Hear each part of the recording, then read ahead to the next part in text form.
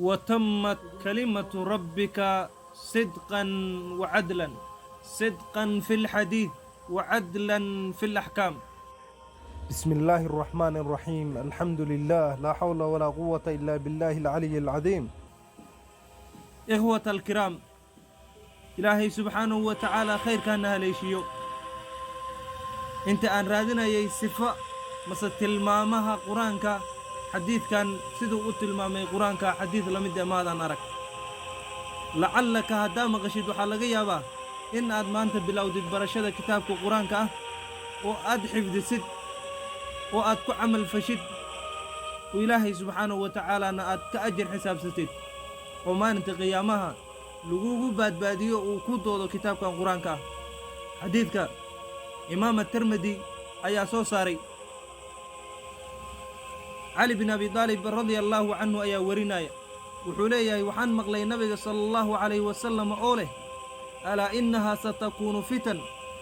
الدنيا إسكماها جناني دون توح والبمتو سنانايان وجرب بادع دونا مركاسا وحن ويدي أيوليه فما المخرج منها نبي الله هدو جرب دع دونه وامتحان إيمان دونه محل لو قبحيا امتحان كاس نبي صلى الله عليه وسلم جوابته بحيي دقيسو وحير النبي صلى الله عليه وسلم كتاب الله كتابك إلهي يا لو قبحيا جربك كتابك إلهي وجواب دميستر لكن النبي صلى الله عليه وسلم سيأي أقرتان ددك تلماما يسير راعيي تلماما النبي يسير راعيي صلى الله عليه وسلم وحكم ده كو فيه نبأ ما قبلكم كتابك قرآنك وحين كوغو سغن dadkii hore idan dhaafay ee hortiin si noolaan jiray ummadii hore akhbaartooda ayaa idin kugu dhax sugan aniga adiga fircoon waxba kama ogin qowm thamud waxba kama ogin muuse iyo ciise iyo nabiyaashi kale dhamaan waxaan ka ognahay male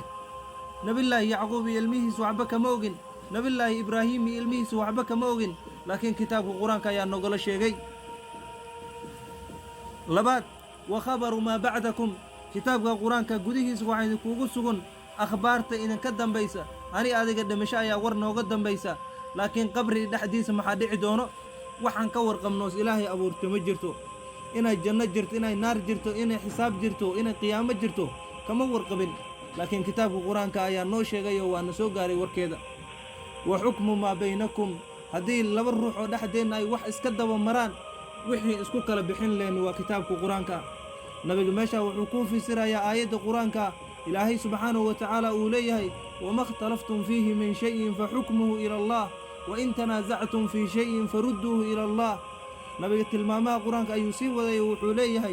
هو الفصل ليس بالهزل كتاب القرآن وكلا بحيه وعيار عيار ماها يدل ماها من تركه من جبار قسمه الله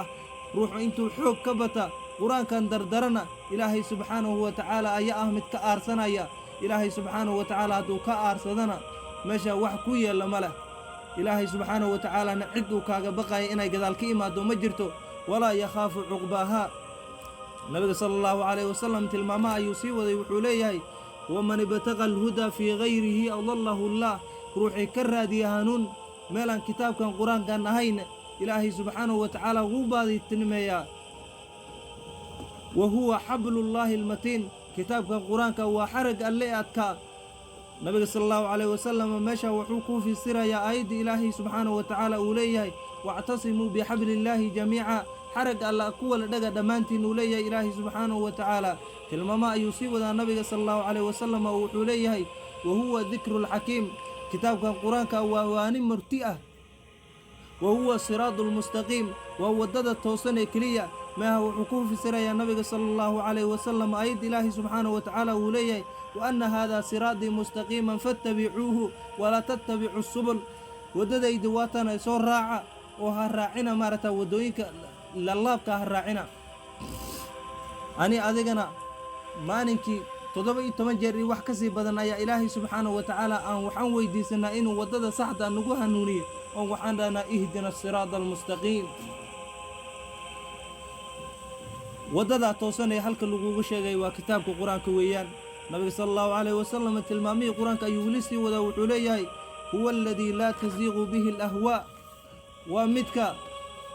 qofka haysta ee ku dhagan maaragta ay hawi iyo wax kale ay leexin karin weeyaan walaa taltabisu bihi alsina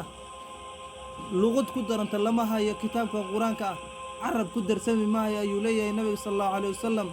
hadduu jabaniis akhrinayo kitaabka qur-aanka chinese qur-aanka akhrinayo soomaali qur-aanka akhrinayo dhammaantood waxaa weeye isku cod weeyaan isku luqud weeyaan laakiin ku walba luqadiisaan ku hadlaya hadduu yidhaahdo dhammaantood waxay noqonayaan shimbiro idla wala hadlaya waxay iska garanayaan male walaa yashbacu bihi alculamaa kitaabka qur-aanka waxa weeyaan culummada kama dharagta inta baratay ee garatay kama dharagta walaa yaxliqu calaa kahrati rad nabiga sala allahu calayhi wasalam tilmaamii ayuu sii wadaa wuxuu leeyahay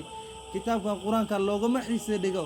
badnaasho lagu celceliyey in badan haddaad ku celcelisid xiise horlaa usii qaadaysaa laakiin novel iyo buug la qoray haddaad hal mar akhrisid mar labaad ku celi laguguma karaay maxaa yeelay hore wixii ku jiro faa'iidada horaad u wala aragtayba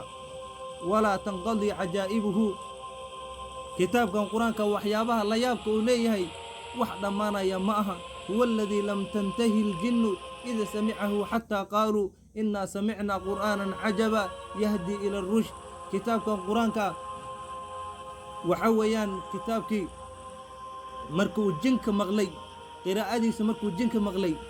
uu ishaysan kari waayey ilaa uu ka yidhaahdo innaa samicnaa qur'aanan cajaba annaka waxaan maqalnay qur-aan cajiib ayaan maqalnay qiraa'o cajiib ayaan maqalnay yahdi ila rushd taasoo dadka ku hanuuninaysa hanuun mid ugu wanaagsaneed ku hanuuninayso waman qaala bihi sadaq ruuxuu yidhaahda kitaabka qur-aankaa sidaa yidhaahdo run buu sheegay uu leeyahay nabiga sala allahu calayhi wasalam waman camila bihi ujir ruuxii ku camal fala ee kitaabka qur-aankan ku camal falo ilaahay subxaanahu wa tacaala wuu ku ajir siiyaa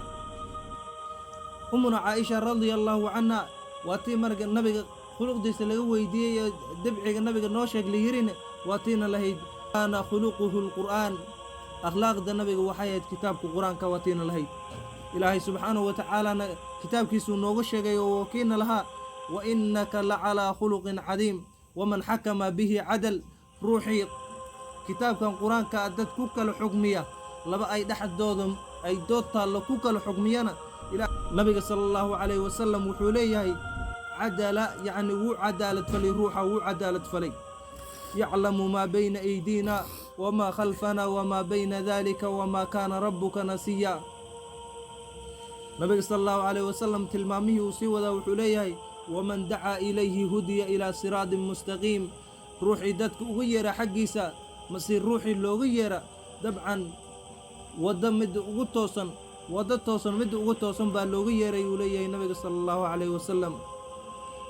xadiidka imaam atirmidi ayaa soo saaray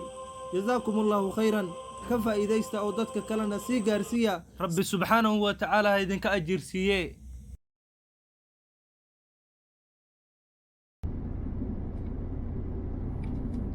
So this is 1080p 60 frames per second with a Rocksteady enabled.